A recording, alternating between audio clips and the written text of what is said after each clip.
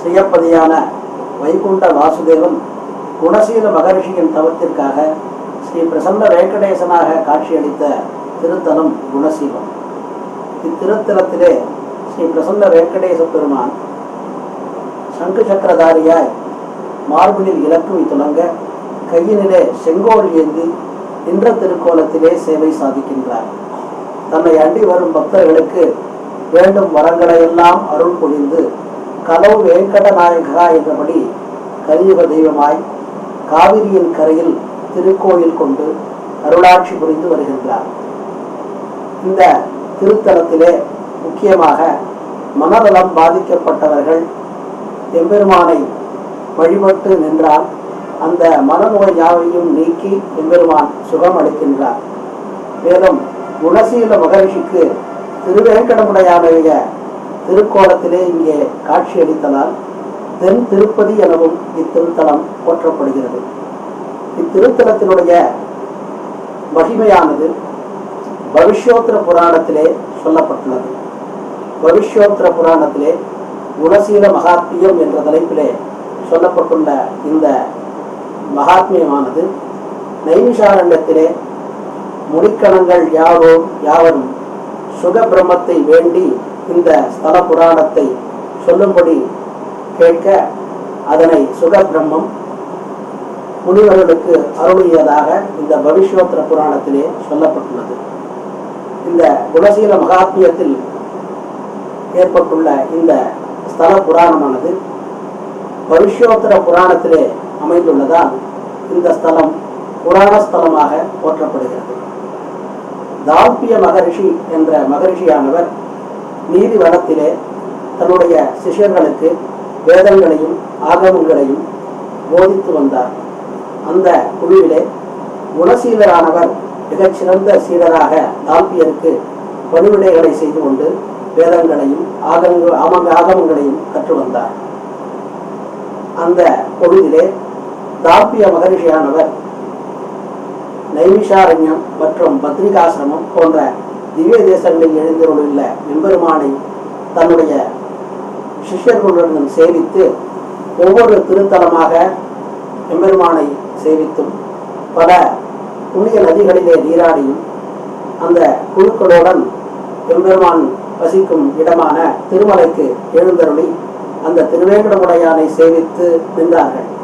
அப்பொழுது குணசீல மகரிஷியானவர் திருவேங்கடமுடையானுடைய திவ்ய லாவண்ய சுரூபத்திலே நயித்தவராய் அவரை தன்னுடைய ஆசிரமத்துக்கு எழுந்தருள வேண்டினார். ஆனால் திருவேங்கடமுடையானோ தாம் இந்த கல்பம் முடியும் வரையில் இந்த திருமலையில் எழுந்தருளி வரும் பக்தர்களுக்கு அருள் புரிய சங்கல்பம் கொண்டுள்ளதால் நீர் உமது ஆசிரமம் சென்று தவம் இயற்றினால் அதன் பயனாய் வைகுண்டத்திலிருந்து வாசுதேவனே எனது சொரூபமாக உமக்கு காட்சியளிப்பார் என ஆக்ஞாபித்தார். இந்த எம்பெருமான் அருளிய திருவாக்கை தால்பிய மகரிஷியானுடைய தன்னுடைய குருநாதருடன் குணசீலர் சொல்ல அதன்படியே நிகழப்போகிறது. ஆகவே நீ உன்னுடைய ஆசிரமம் சென்று தவம் இயற்றுவாயாக என ஆசி வழங்கினார். குருநாதருடன் ஆசி பெற்று குணசீல மகரிஷியானவர் காவிரியின் கரையில் அமையப்பட்டுள்ள அழகிய ஆசிரமத்திற்கு எழுந்தருளி காவிரி நதியில் நீராடி எம்பெருமானை குறித்து தவம் இயற்றலானார். கோடை காலத்திலே பஞ்சாக்னி மத்தியிலும் குளிர்காலத்திலே ஈர வஸ்திரத்துடனும் மழை காலத்திலே நதியிலும் நின்று கொண்டு குணசீலர் இயற்றிய கடும் தவத்தினால் இந்திரன் தனது பதவிக்கு ஆபத்து வருமோ என எண்ணி இடி மழை மின்னல் மற்றும் பிற அம்சங்களால் குணசீலவர்களின் தவத்தை கலைக்க முற்பட்டான். ஆனால் அந்த முயற்சிகள் யாவும் வீணாகின. எம்பெருமானிடத்தில் முழுமையாக ஈடுபட்டு குணசீலர் செய்த தவத்தின் பலனாய் வைகுண்டத்திலிருந்து வாசுதேவனே ஸ்ரீதேவியும் கூட பூலோகத்தில் எழுந்தருளி சேவை சாதிக்க மனம் கொண்டு வைகுண்டத்திலிருந்து எழுந்தருளினார். இந்த விஷயமானது 16 லோகங்களில் உள்ள தேவர்களுக்கு தெரிய வர சத்தியலோகத்திலிருந்து பிரம்மாவும் கைலாயத்திலிருந்து ருத்ரனும் மற்றும் சனக சனந்த சனத்குமாரர் ஆகிய ரிஷிகளும் சப்த ரிஷிகள், கிண்ணறர்கள், கிம்புருஷர்கள், யட்சர்கள், கந்தர்வர்கள், சாரணர்கள், சாக்கியர்கள், நாகர்கள் என 14 உலகத்தில் இருக்கக்கூடிய எல்லா தேவதைகளும் இந்த குணசீல ஆசிரமத்தில் எழுந்தருளி எம்பெருமான் சேவைக்காக காத்திருந்தனர். கிருதயுகம், புரட்டாசி மாதம், திருவோண நட்சத்திரம், சனிக்கிழமை, சிம்மலக்னம் கூடிய சுப தினத்திலே பெருடாரூடராக வைகுண்டத்திலிருந்து வாசுதேவன் ஸ்ரீதேவியுடன் கூட தவநிலத்தில் இருக்கும் குணசீலருக்கு காட்சியளித்தார். எல்லா தேவர்களும் எம்பெருமானை சரணடைந்து அவருடைய புகழை ஓங்கி ஒலித்து நிற்க, குணசீல மகிழ்ச்சியானவர் எம்பெருமானை பாராதிகேசம் சேவித்து 10 ஸ்லோகங்களால் எம்பெருமானை போற்றி பணிந்து மிகவும் ஆனந்தம் மிக்கவராய் எம்பெருமானுடன் கைகூப்பி நின்று பிரார்த்தித்து நின்றார். குணசீல மகிழ்ச்சியானவர் எம்பெருமானை பார்த்து வேண்டினார், தாங்கள் இந்த கல்பம் முடியும் வரையில் இந்த திருத்தலத்திலே எழுந்தருளியிருந்து தங்களை வண்டி வருடும் பக்தர்களுக்கு வேண்டும் வரங்களை எல்லாம் அருள் புரிய வேண்டும் என பிரார்த்தித்தார். அந்த பிரார்த்தனையை ஏற்றுக்கொண்ட எம்பெருமான் இந்த குணசீல கஷேத்திரத்திலே திவ்ய மங்கள விக்கிரக சுரூபனாய் தாம் எழுந்தருளி இருப்பதாகவும் அந்த விக்கிரக சுரூபத்தை தாங்கள் ஸ்ரீ வைகானச பகவத் முறைப்படி ஆராதித்து வர வேண்டும் எனவும் ஆக்ஞாபித்தார். அதன்படி குணசீல மகரிஷியானவர் திவ்ய மங்கள விக்கிரக சுரூபனாய் எழுந்தருளி சேவை சாதித்தும் ஸ்ரீ பிரசன்ன வெங்கடேச பெருமானை தன்னுடைய தாம்பியரிடம் ஆசி பெற்று ஸ்ரீ வைகானச பகவத் சாஸ்திர முறைப்படி கிருத திரேதார துவாபர யுகம் வரையில் எம்பெருமானை அனுதினமும் குறைவர ஆராதித்து வந்தார். துவாபர யுகத்தின் கடைசியிலே தால்பிய மகரிஷியன் ஆன தமது குருநாதரிடமிருந்து பத்ர சக்கர யாகம் செல்ல ஆக்ஞை வர அதனை சிறமேற்கொண்ட குணசீலரானவர் குருநாதருக்கு பணிவிடை செய்ய எம்பெருமானிடம் உத்தரவு பெற்று தால்பிய மகரிஷியுடன் நைமிஷாரண்யம் சென்று விடுகிறார். அவ்வாறு செல்லும் பொழுது இங்கே எழுந்தருளியுள்ள பிரசன்ன வெங்கடேச பெருமானை ஆராதிக்க தனது சிஷ்யன் ஒருவனை ஆராதனை செய்ய நியமித்துவிட்டு சென்று விடுகிறார். அதன் பின் குணசீல மகரிஷியுடைய சிஷ்யனானவன் ஸ்ரீ வைகானச பகவத் சாஸ்திர முறைப்படி குறைவர நிதமும் ஆராதனம் செய்து வருகின்றான். அவ்வாறு ஆராதனம் செய்யும் பொழுது காவிரியிலே வெள்ளப்பெருக்கு ஏற்படுவதாலும் வனங்கு விலங்குகளினுடைய தொல்லைகளாலும் அந்த சிறுவன் ஆராதனம் செய்வதை விட்டுவிட்டு சென்று விடுகின்றான். அதன் பின் குண பெருமாள் ஸ்ரீ திவ்ய மங்கள விக்கிரசுரமாய் எழுந்தருடைய எம்பெருமான் தன்னை முழுவதும் புற்றினால் மறைத்துக் கொள்கின்றார். எம்பெருமான் தன்னுடைய திருவேணி முழுவதும் புற்றை வளர்த்து கொண்டு அந்த புற்றிலே மறைந்து விடுகிறார். பல காலங்கள் கடக்கின்றன. அந்த தண்டகாரண்யம் என்று சொல்லப்படுகின்ற காவிரியின் கரையோரம் அமையப்பெற்ற அந்த நிலப்பகுதியானது பல்வேறு அரசர்களுடைய ஆளுமைக்கு உட்பட்டு சோழ அரசனான ஞானவர்ம அரசன் என்ற அரசனுடைய ஆட்சியின் பகுதிக்கு உட்பட்டதாக அது மாறிவிடுகிறது. அப்பொழுது அந்த எம்பெருமான் எழுந்தருளிருக்கும் புற்றின் சமீபம் மாடுகளை மேய்த்து இடையர்கள் அங்கே பாலை கறந்து அங்கிருந்து அரசனுடைய அரண்மனைக்கு எடுத்துச் செல்வதை வழக்கமாக கொண்டுள்ளனர். அப்பொழுது ஒரு சமயம் பாலை கறந்து வைத்து இடைப்பாடி கொண்டிருக்கும் பொழுது அந்த குடத்தில் உள்ள பால்கள் முழுவதும் மறைந்து விடுகின்றன. மாயமாய் மறைந்துவிட்ட அந்த பால் எவ்வாறு மறைந்தது என்று தெரியாமல் இடையர்கள் விழித்திருக்கும் பொழுது அந்த இடையர் கூட்டத்தில் வயது முதிர்ந்த ஒருவருக்கு அருள் ஏற்பட்டு, நான் தான் பிரசன்ன வெங்கடேசன், இந்த புற்றிலே மறைந்திருக்கின்றேன், உங்கள் அரசனிடம் சொல்லி இந்த புற்றை முழுவதும் பால் கொண்டு கரைப்பாயாக என ஆக்ஞாபித்தார். அதன்படி இடையர்கள் அரசனிடம் இந்த விஷயத்தை தெரிவிக்க அரசனும் சதுரங்க சேனையுடன் எம்பெருமான் எழுந்தருளிக்கும் புற்றின் சமீபம் வந்து எம்பெருமானை பிரார்த்தித்தார். அப்பொழுது வயது முதிர்ந்த ஒருவர் தோன்றி இந்த புற்றை முழுவதும் பால் கொண்டு கரைப்பாயாக உனக்கு எம்பெருமான் காட்சியளிப்பார் என ஆக்ஞாபித்து மறைந்தார். அதன்படி ஞானவர்மனும் 1000 குடங்கள் பால் கொண்டு புற்றை கரைக்க அந்த புற்றின் சமீபத்தில் எம்பெருமான் சங்கு சக்கரதாரியாய் திருமார்பில் இலக்கியங்கள் துலங்க வரதகஸ்தம் கடிகஸ்தத்துடன் நின்ற திருக்கோலத்திலே விக்கிரக சுரூபமாய் காட்சியளித்தார். எம்பெருமான் பிரத்யட்சமாக காட்சியளித்த அந்த சேவையை கண்ட ஞானவர்ம அரசன் பலவாறாக போற்றி எம்பெருமானை வணங்கி நின்றார்.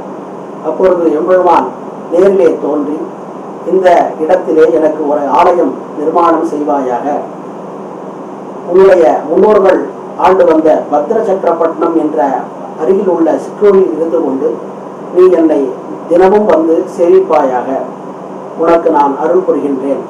என்னுடைய சந்நிதிக்கு யார் வந்து என்னை பிரார்த்தித்து என்ன வேண்டுகிறார்களோ அந்த வரங்களை எல்லாம் அருள் புரிகின்றேன்.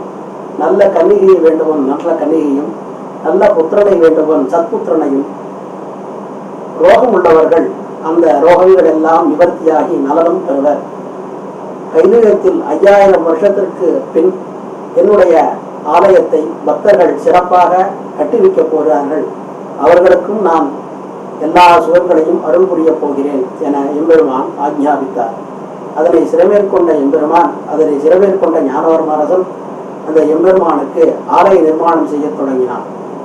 மிகப்பெரிய அளவிலே இந்த ஆலயத்தை நிர்மாணிக்க அவன் எண்ணிய பொழுது எம்பெருமான் தடுத்தாட்கொண்டு, எளிமையான ஒரு ஆலயத்தை எனக்கு கட்டி வைப்பாயாக.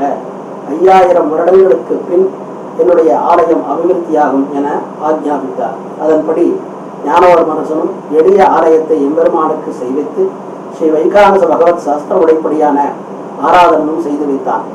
ஞானவர்ம அரசனுடைய காலத்திலே ஸ்ருததேவன் என்பவனுக்கு கண் பார்வை வந்ததும், பகுவிராஜன் என்பவனுடைய முடத்தன்மை நீங்கியதும், தேவதாசன் என்ற ஊமை குழந்தை பேசியதும், காந்திமதி பிருதிவித்தி தம்பதிகள் புத்திரபாக்கியம் பெற்றதும் அந்த எம்பெருமானிடத்திலேயே ஞானவர்ம அரசன் உத்தரவு பெற்று அவர்களை இந்த 48 நாட்கள் இந்த க்ஷேத்திரத்திலே தங்கியிருந்து காவிரியில் இருவரையும் நீராடி எம்பெருமானுடைய பிரசாதங்களை பெற்றுக்கொண்டு விரதமாக இருந்து அந்த வரங்களை எல்லாம் அவர்கள் கைவல்யமாக பெற்றதாக பவிஷ்யோத்திர புராணத்திலே கூறப்பட்டுள்ளது. அதே போல் இன்றளவும் அந்த காவிரியில் நதியில் நீராடி 48 நாட்கள் விரத முறைப்படி மேற்கொண்டு எம்பெருமானுக்கு நடைபெறும் 5 கால பூஜைகளிலும் தவறாமல் கலந்து கொண்டு எம்பெருமானை மனமுருக பிரார்த்தித்தால் இன்றும் நாம் வேண்டும் வரங்களை எல்லாம் எம்பெருமான் கைவல்யமாக நமக்கு அருள் புரிகின்றார். அதனை நாம் இங்கே கண்கூடாக காண்கின்றோம். முக்கியமாக மனநலம் பாதிக்கப்பட்டவர்கள், பில்லி சூனியம் போன்ற செய்வினை கோளாறுகளால் பாதிக்கப்பட்டவர்கள், மனத்தளர்ச்சி அடைபவர்கள், நரம்பு கோளாறுகளால் ஏற்பட்டவர்கள் ஆகிய எந்த விதமான ரோகங்கள் உள்ளவராக இருந்தாலும் இங்கே வழக்கப்படி நடைபெற்று வரும் அந்த பூஜைகளில் கலந்து கொண்டு எம்பெருமானுடைய கோவில் எல்லையை தாண்டாமல் 48 நாட்கள் விரத முறைப்படி எம்பெருமானை பிரார்த்தித்தால் அந்த வினைகள் யாவும் நீங்கி சுகம் பெறுகின்றனர். இதுவே இத்திருத்தலத்தினுடைய தனிச்சிறப்பாகும். மேலும் திருவேங்கடமுடையானுடைய கோலத்திலேயே குணசீல மகரிஷிக்கு எம்பெருமான் இங்கே காட்சியளித்ததால் தென் திருப்பதி எனவும் இத்திருத்தலம் போற்றப்படுகிறது. திருமலையிலே எம்பெருமானுக்கு நடைபெறும் வைபவங்களைப் போன்றே இங்கும் எம்பெருமானுக்கு ஒவ்வொரு உற்சவமும் மிக விசேஷமாக நடைபெற்றுக் கொண்டிருக்கிறது. சித்திரை மாதத்திலே தெப்போத்சவமும், ஆவணி மாதத்திலே பவித்ரோத்சவமும், எம்பெருமான் குணசீல மகரிஷி காட்சி கொடுத்த புண்ணிய தினமான புரட்டாசி மாதம் திருவோண நட்சத்திரத்தை முக்கியமாக கொண்டு புரட்டாசி மாதத்திலே நவதின துவஜாரோகணம் ஏற்பட்டு எம்பெருமானுடைய பிரம்மோற்சவமும் மிக விசேஷமாக இங்கே நடைபெற்றுக் கொண்டிருக்கின்றன. மனநலம் பாதிக்கப்பட்டோர் தங்கி வழிபட ஏதுவாய் இத்திருத்தலத்திலே மனநல மறுவாழ்வு மையம் ஒன்றும் தமிழ்நாடு அரசு அனுமதியுடன் மிகச் சிறப்பாக செயல்பட்டு வருகிறது. இந்த மனநல மறுவாழ்வு மையத்தில் அந்த மனநலம் பாதிக்கப்பட்ட ஒருவருடன் அவருடைய நெருங்கிய உறவினர் ஒருவரும் தங்கி இங்கே நடைபெறும் பூஜைகள் எல்லாம் கலந்து கொண்டு, முக்கியமாக உச்சிகால பூஜைகளும் இரவு நடைபெறும் அர்த்தஜாம பூஜையிலும் எம்பெருமானுடைய பாதோதகமானது தீர்த்தமானது அவர்களுடைய முகத்திலே தெளிக்கப்படுகிறது. இது மிகவும் விசேஷமாகும். அதன்படி இங்கே 48 நாட்கள் விரத முறைப்படி இருந்தால் அந்த தோஷங்கள் யாவும் நிவர்த்தியாகி சந்தோஷத்துடன் எம்பெருமானுடைய அனுகிரகத்தினால் அவர்கள் எல்லா நலனும் பெற்று வீடு திரும்பி செல்கின்றனர். இதனை நாம் இங்கே கண்கூடாக காண்கின்றோம். இந்த திருக்கோயிலுடைய நிர்வாகமானது பரம்பரை வழி வழி வரும் அர்ச்சகர்களால் நிர்வகிக்கப்பட்டு விடுகிறது. அந்த வகையிலே இந்து சமய அறநிலைய ஆட்சித்தரனுடைய அனுமதியும் பெற்று சிறப்பான நிர்வாகமானது நடைபெற்றுக் கொண்டிருக்கிறது. கதவு வெங்கடநாயகா என்றபடி கலிய தெய்வமாய் இங்கே திருக்கோயில் கொண்டு அருளாட்சி புரிந்து வரும் ஸ்ரீ பிரசன்ன வெங்கடேச பெருமானையும் தாயாரையும் ஒரு சேர சேவித்து நாம் வாழ்வில் இன்னல்கள் யாவும் நீங்கி மன நலமும் மன மகிழ்வும் பெற்று எல்லா நலன்களும் பெற்று வாழ்வோமாக.